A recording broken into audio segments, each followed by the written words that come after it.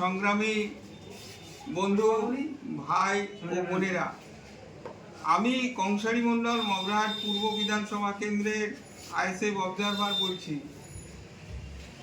আগামী সোমবার ছাত্র সংগঠনের পক্ষ থেকে যে মিছিলের ডাক দিয়েছিলাম, এই মিছিল পর্ব আমরা উইথড্র করছি।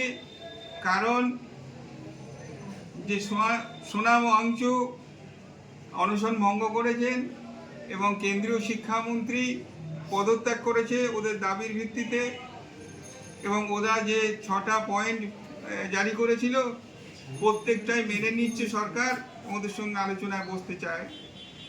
আন্দোলন প্রত্যাহার করার জন্যে আমরাও আমাদের মিছিল করার যে ঘোষণা করেছিলাম স্টুডেন্ট ইউনিট ফ্রন্টের পক্ষ থেকে, আমরা এখন আগামী সোমবার যে 11টায় মগরাহাট কলেজ থেকে পদযাত্রা শুরু হওয়ার কথা ছিল, ওই প্রোগ্রাম ক্যান্সেল করছি এবং আমরা উইথড্র করে নিলাম। ধন্যবাদ।